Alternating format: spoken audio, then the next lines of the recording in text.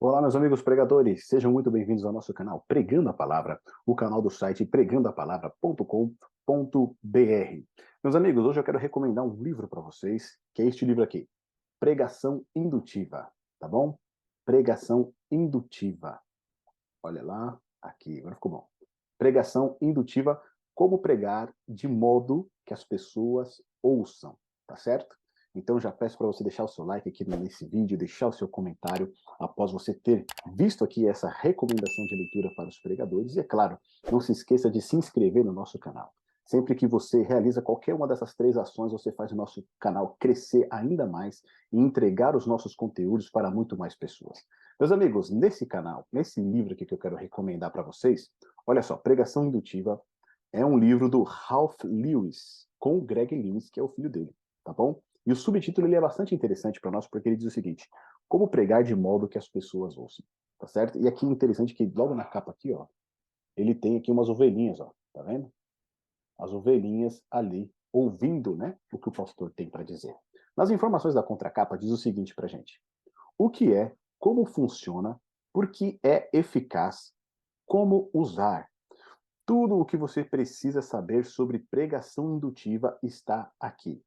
E também orientações passo a passo para preparar um sermão indutivo, dois modelos de sermão indutivo, uma estratégia para transformar estruturas tradicionais em indutivas, tá certo? E uma lista completa de características indutivas. O Ralph Lewis, ele é PhD na Universidade de Michigan, professor de pregação no Asbury Theological Seminary, no Kentucky, desde 1961, e exerceu o ministério pastoral por 12 anos. Já o Greg Lewis, seu filho, possui grau de mestre em artes em comunicação pelo Wheaton College e é o editor da revista Campus Life, tá bom? Esse livro aqui, ele é da editora Cultura Cristã e ele tem cerca de 329 páginas. É isso mesmo, 329 páginas. Né? Ele é um manual, tá? Esse aqui não é um livro que apenas fala sobre pregação e pregação indutiva. Não, ele é um manual, tá certo? Ele vai te ensinar como preparar um sermão indutivo. E o mais curioso de tudo é que, assim, essa versão que eu tenho aqui, nessa edição, ela é de 2003, meus amigos. Mas sabe quando foi escrito esse livro? Em 1983. Então, aqui a gente vê um livro, né, com mais de 30 anos aí, quase 40 anos, mas com uma mensagem, uma abordagem totalmente relevante para a pregação, principalmente nos dias de hoje. Se você tem acompanhado os nossos vídeos aqui no nosso canal, os últimos 3 vídeos nós falamos a respeito da pregação indutiva, tá bom? Eu vou deixar aqui na descrição desse vídeo os links que falam a respeito desses vídeos, que apontam para esses vídeos onde a gente trata a questão da pregação indutiva. Inclusive, a gente dá um exemplo, tá? Eu vou deixar aqui no card para ficar mais fácil. A gente dá um exemplo de uma pregação indutiva aqui para você entender como é que ela funciona. E basicamente, a pregação indutiva é aquela pregação que vai se conectar com o ouvinte, tá certo? Ela vai trazer uma mensagem relevante para o ouvinte, mas ao mesmo tempo não somente relevante, também bíblica, que é o mais importante, tá bom? E justamente a procura pela pregação indutiva, ela tem se dado justamente porque, apesar da pregação expositiva ser a melhor maneira de você pregar a palavra de Deus, muitas vezes as pessoas não têm dado a devida atenção à pregação. Por quê? Porque o texto pode ser maravilhoso, a explicação pode ser esplêndida, a aplicação pode ser verdadeira, mas se a pessoa não estiver conectada com a mensagem, ela não vai prestar atenção no sermão. E que maneira, então, a gente pode encontrar para se conectar com a pessoa, tá certo? Através da pregação indutiva. E aqui eu quero ler com vocês o sumário, só para vocês terem uma ideia, né, do conteúdo que ele aborda aqui para gente. Então, ele vem com uma introdução, depois, no capítulo 1, uma necessidade. 2, uma solução promissora. 3, velhos talentos e nova esperança. 4, a história da indução. O quinto capítulo, método de Deus, é uma pergunta que ele faz. O sexto, modelo mestre. Sétimo, fluxo na teia. 8, mais fluxo na teia. Nono, uma combinação imbatível. Aqui ele vai falar da combinação da pregação indutiva com a pregação expositiva, tá bom? Ou o método dedutivo. O 10º capítulo, no gabinete de estudos, é que ele vai trabalhar como que a gente prepara esse sermão indutivo. 11º capítulo, atrás do púlpito. E o 12º, o fim a que nossos meios levam. tá bom? E depois ele vem com uma pequena conclusão aqui, e aí depois ele vai ter 4 apêndices, é isso? 4 apêndices. No primeiro apêndice, ele vai trazer 2 exemplos de pregação indutiva. Depois, no apêndice 2, uma lista de verificação de características indutivas. No terceiro apêndice, 96 pregadores indutivos de 20 séculos. Ele vai trazer uma lista ali de pregadores que utilizaram, né, o método indutivo em 20 séculos. Tá bom? Deixa eu ver se tem um nome aqui pra gente aqui, ó. Sermão de Paulo, sermão de Estevão. Ele vai trazer para quem mais? O próprio Jesus no Sermão do Monte, Orígenes, Crisóstomo, Bernardo de Clairvaux, Francisco de Assis, Agostinho, Tomás de Aquino, ou seja, todos esses grandes nomes aí, né? Eles faziam uso da pregação indutiva, John Wycliffe, Zwinglio, João Calvino também, tá bom? Apesar de ser, quando a gente entra na parte da reforma, a gente vai ver que a maioria dos pregadores, eles são expositivos, tá bom? Mas não só por isso eles vão abandonar o método indutivo de pregação. E o quarto apêndice, uma estratégia para tornar indutivas as estruturas do sermão tradicional, ou seja, um sermão tradicional, às vezes de 3 pontos, né? Seja ele expositivo ou seja tópico, como que a gente consegue transformar ele num sermão indutivo, tá bom? Ele vai trazer aqui essas informações aqui pra gente, e é bastante interessante. E um ponto que é legal aqui, que eu separei, que eu quero ler rapidinho com vocês, na introdução ele já começa com uma pergunta, olha, por que mais pessoas não prestam atenção quando pregamos? É a pergunta que ele faz. Quais as implicações que nossa era eletrônica tem para a pregação? Né? Menor concentração, menor tempo de atenção. Depois ele vai dizer, ó, o crente que passa 50 horas por ano no banco da igreja a ouvir mensagens, talvez 100 horas, se ele for também ao culto da noite, fica em frente à tela 2.000 horas a cada ano. O nosso mundo não está mudando, já mudou, mas aqui ele fala a respeito do período quando, vamos dizer assim, o auge, né, eletrônico dentro das casas era a televisão. Hoje você tem computador, tem smartphone, tem tablet, tem notebook, tem tudo, tá certo? Então como é que você consegue concorrer com isso? Né? Por exemplo, como você consegue concorrer por uma geração que está viciada nos pequenos vídeos de TikTok, de Instagram? Como é que você concorre pela atenção dessas pessoas? Não é? E ele faz uma outra pergunta, como tudo isso afeta a nossa pregação? Depois ele vai dizer, ó, a análise do cérebro dividido feita pela ciência cognitiva classificaria os sermões tradicionais, tanto sua pregação quanto a sua escuta, como atividades da parte esquerda do cérebro, tá certo? Que é a parte lógica. A homilética apoia-se fortemente em análise, lógica e linguagem. Os sermões frequentemente destacam mais os conceitos intelectuais do que os ingredientes imaginativos ou inventivos. Uma visão sequencial em lugar de holística.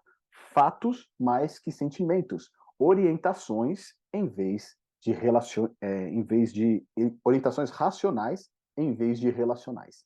Tá bom? E aí depois ele vai dizer, né, a telinha oferece fácil envolvimento. Os espectadores descem da arquibancada para o centro da ação. O microfone põe o seu ouvido no centro dos sons. A câmera coloca os olhos do espectador no meio da luta, do futebol, do divertimento. O que era antes remoto, imaginário e irreal torna-se instantaneamente vital, vívido e crível por meio da alquimia da televisão. Ou seja, os nossos sermões, né, pelo fato de muitas vezes eles serem dedutivos, serem mais explicativos, mais racionais, mais lógicos, eles privam a imaginação dos nossos ouvintes, tá bom? O ouvinte ele se preocupa mais em acompanhar o sermão, em vez de imaginar as cenas, imaginar ali o que está sendo dito, né? E aí isso faz com que muitas vezes as pessoas não prestem tanto atenção, se elas não conseguem acompanhar por muito tempo o nosso raciocínio.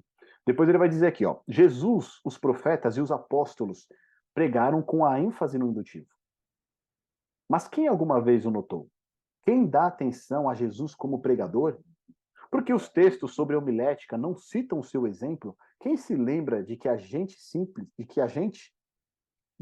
simples ouvia Jesus com prazer quando ele pregava indutivamente, partindo do nível em que elas estavam?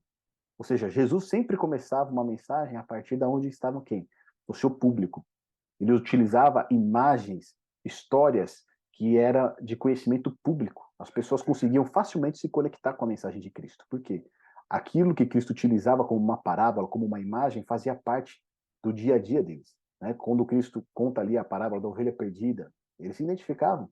quando Cristo conta a parábola do semeador, tá certo? Né? A pesca. Então, todos esses elementos ali eram próximos das pessoas e elas conseguiam rapidamente se conectar com a mensagem que Cristo estava querendo transmitir. Quem segue o exemplo de Jesus recusando falar, se não for com uma parábola, uma história ou uma comparação, quem analisa o Sermão do Monte, uma prédica de 18 minutos com dezenas de exemplos, imagens visuais numerosas, comparações e variados meios de captar a atenção dos ouvintes, como enigmas, experiências da intimidade e da vivência do dia a dia, né? As perguntas também que Cristo ali ele sempre vai fazer, não é? Elas são também um recurso indutivo, faz com que as pessoas pensem, faz com que as pessoas elas imaginem, criem, né? Imagens ali na sua mente. E ele vai trazer uma questão para a gente que é importante também, você já deve ter visto isso, cursos de treinamento para professores usaram durante anos uma pirâmide para mostrar o valor da experiência e envolvimento humanos no processo educacional. Nós aprendemos apenas 10% por aquilo que ouvimos. Então, olha a dificuldade que a gente já tem por aí, não é? 30% nós aprendemos do que vemos, tá certo? Porém, 60% nós aprendemos do que fazemos. Então, a melhor maneira de você aprender é colocar a mão na massa, é você fazer, tá certo? Mas o que traz o grande ponto aqui pra gente, né, é que ouvindo você aprende apenas 10%. Então, não é de se admirar muitas vezes que você esteja pregando vez após vez, de maneira expositiva, uma pregação brilhante, mas você não tem visto que a reação, você não tem visto que uma mudança, tá certo? Que talvez você esperaria que fosse maior na sua congregação. Porque nós aprendemos apenas com 10% daquilo que nós ouvimos. E nos dias de hoje, comparado com a concorrência que a gente tem, fica ainda mais difícil essa tarefa, tá certo? E aqui, né, obviamente, a gente não está querendo descartar a operação do Espírito Santo, porque nada é impossível para Deus, tá bom? Mas a gente precisa falar de uma maneira geral, o que a gente tem presenciado nas nossas igrejas. 30% nós aprendemos do que vemos. Então imagina, se eles aprendem apenas com 10% do que ouvem, mas se na sua pregação você conseguir criar imagens na mente das pessoas, você conseguir utilizar ilustrações vívidas, comparações, fazer com que elas utilizem a imaginação delas, possivelmente aí elas vão conseguir aprender ainda mais do que apenas os 10%. Tá bom? E mais um trechinho aqui que eu separei para vocês, olha só. Onde que começa, né, a pregação indutiva? A indução, ela começa com os pormenores da experiência de vida e aponta em direção a princípios, conceitos e conclusões. Então, a indução, ela começa o quê? Pela maneira experimental, tá certo? De teste, de provação, experiência, até então chegar a uma conclusão. O processo indutivo pode emergir das necessidades do ouvinte em vez da incerteza do pregador. O pregador procura guiar em lugar de empurrar. Ele investiga com os ouvintes antes de explicar o que eles encontraram. A pregação indutiva é uma busca por descoberta. Pode desarmar, predispor, interessar e envolver as pessoas na investigação, valorizando e aproveitando o processo psicológico da aprendizagem pela experiência. Tá bom? Então aqui a gente tem um argumento muito claro a respeito da pregação indutiva. E se você prega de maneira expositiva, você sabe que você utiliza o estudo indutivo para preparar o seu sermão. Tá bom?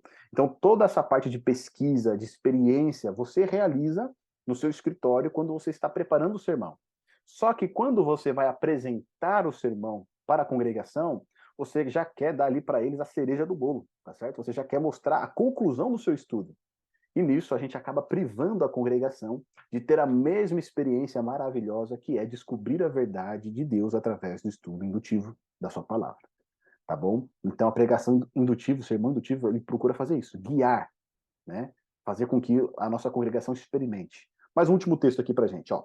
Um sermão indutivo é o que inicia onde as pessoas estão com elementos particulares. A narrativa, o diálogo, a analogia, as perguntas, parábolas, experiências concretas, que em seguida conduz a conclusões gerais. De fato, o que distingue a pregação indutiva não é tanto a presença dos ingredientes, mas o uso deles. A pregação indutiva ao contrário da pregação dedutiva, que já diz o que de fato é, já chega com a conclusão, expõe à evidência os exemplos, as ilustrações e posterga as declarações e asserções até que os ouvintes tenham a chance de avaliar a evidência, pensar nas implicações e depois chegar às conclusões com o pregador no final do sermão. Tá certo? Então a melhor parte aí fica para o fim, realmente. Tá certo? Ao contrário de uma pregação dedutiva, onde a melhor parte já é lançada no começo e depois o que resta é você fazer uma argumentação querendo provar aquilo que foi dito a princípio. Tal processo envolve os ouvintes, permitindo-lhes uma participação no curso do sermão. Isso os habilita a pensar juntamente com ou até mesmo antes do pregador. Isso os envolve, os coloca na pregação. Assim, o próprio sermão torna-se parte da sua experiência, parte de seu estilo habitual de aprender indutivamente. As conclusões alcançadas são conclusões pessoais. Assim, as implicações para a vida do ouvinte são claras, são, na verdade, inevitáveis. Tá certo? Então, quando você explora essa questão da indução, a conclusão ela vai ser inevitável. Todos vão chegar ali a uma mesma conclusão. Tá certo? E o mais bonito disso é que não é você que está dizendo para eles o que é. Eles foram guiados junto com você a chegar a essa conclusão. Tá certo? Não vai parecer algo que é autoritativo, né? Você está querendo impor essa verdade para eles. Por fim, é óbvio que qualquer processo de comunicação que enseja a participação das pessoas e sua aceitação espontânea da verdade possui reais vantagens sobre a prática de apenas dizer-lhes o que devem crer. O processo permite que a crença se torne pessoal, a meta suprema de todos os pregadores da Boa Nova de Deus. Tá bom? Então aqui fica a minha recomendação para você, pregação indutiva. Como pregar de modo que as pessoas ouçam. Esse livro aqui, eu vou deixar o link para ele, caso você tenha interesse em adquirir, aqui na descrição desse vídeo. Tá bom, meus amigos? Continuem pregando. Deus achou por bem salvar os que creem por meio da loucura da pregação. Que Deus te abençoe.